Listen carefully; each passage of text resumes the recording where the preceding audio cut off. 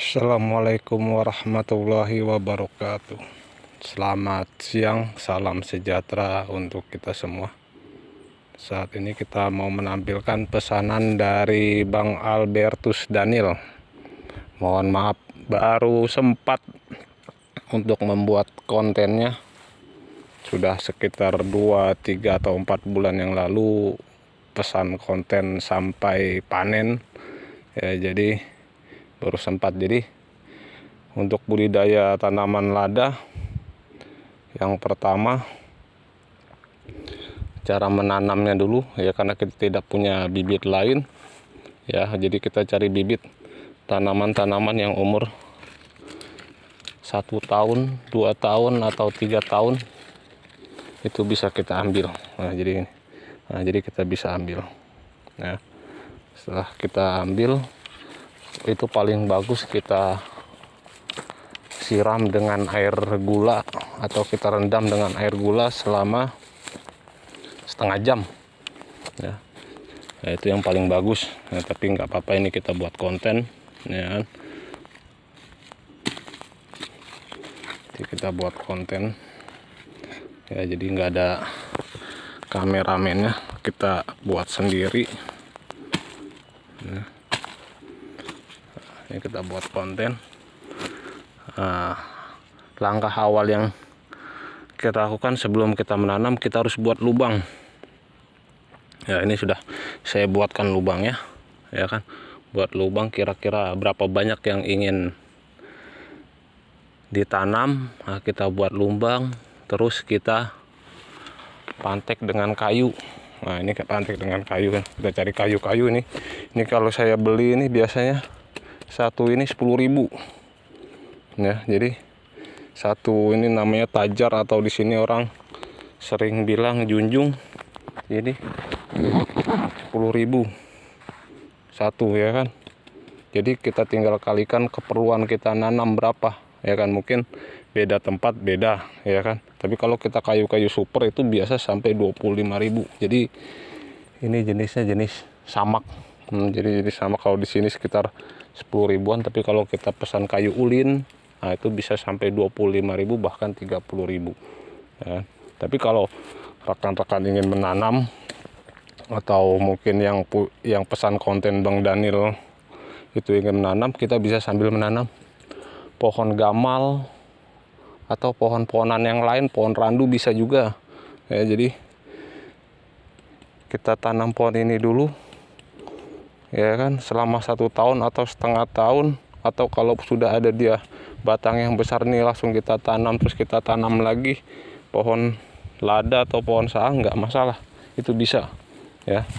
Jadi itu, ini karena ini sudah kayu matinya atau junjung matinya sudah lapuk ya kan, karena bukan kayu super, jadi sekitar 4 tahunan dia bertahan.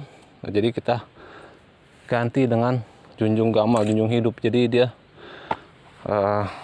tetap bisa bertahan lama. Ini bisa, kalau kita pakai kayu gini, ini tanaman ini bisa bertahan sampai 25 sampai 30 tahun, tinggal perawatan kitanya. Nah, jadi setelah ini ditancap, sudah kita buat lubang.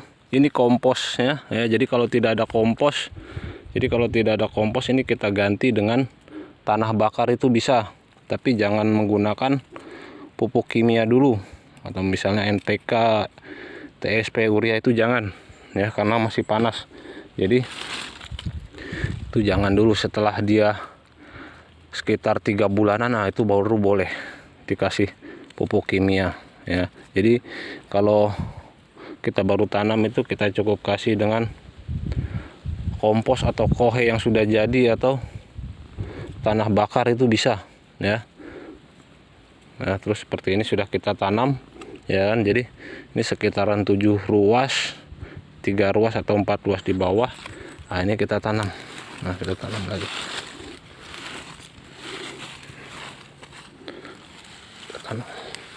Ini nggak perlu disiram, karena kita kalau di Belitung itu tanamnya, masyarakat di sini itu biasa menanam pada saat musim hujan ya. Jadi di saat bulan November sampai bulan April lah itu banyak yang menanam Ya, tapi kalau sudah bulan Mei, Juni, Juli itu sudah tidak ada yang menanam karena sudah berganti musim panas. Nah, terus setelah kita tanam itu, yang kita lakukan agar tanaman itu tetap tumbuh, diberi kelembaban.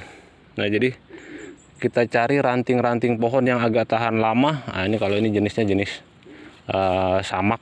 Nah, jenis samak kalau di sini ya, atau di tempat lain boleh pohon daun rambutan itu bisa juga yang tahan lama, cuman jangan dari daun gamal ini sendiri. Kalau daun gamal ini 1 minggu saja udah rontok, jadi dia tetap kena panas. Jadi kalau dengan menggunakan daun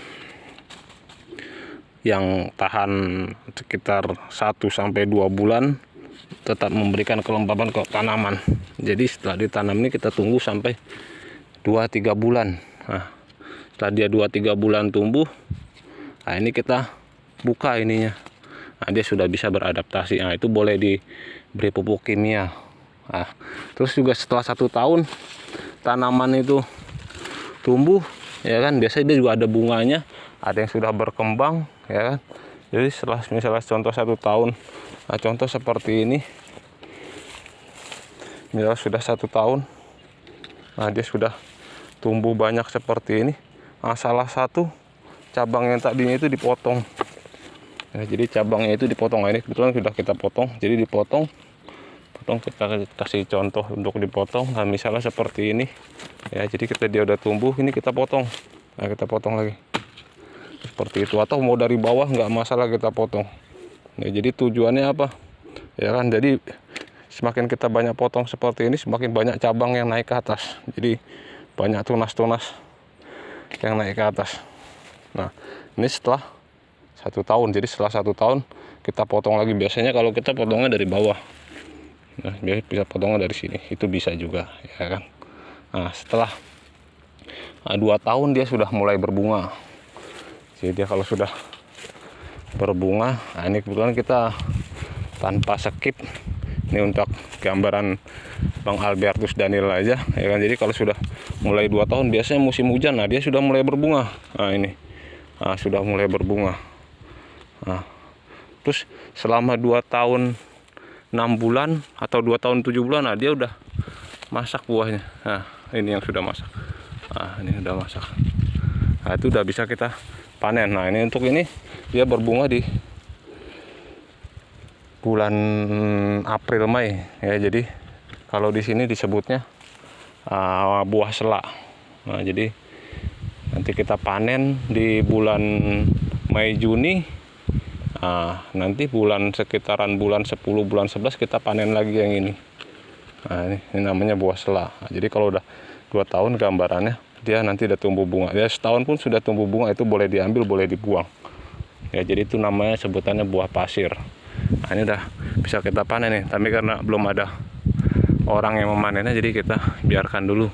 Ya, karena banyak lagi musim panen ini. Ya, mungkin itu untuk Bang Albertus Daniel di Kalimantan, ya, sohib seperjuangan. Nah, selamat mencoba. Nah, ini sudah saya buatkan tutorialnya, tinggal bergabung di channel saya. Mudah-mudahan bermanfaat. Selamat siang. Assalamualaikum warahmatullahi wabarakatuh.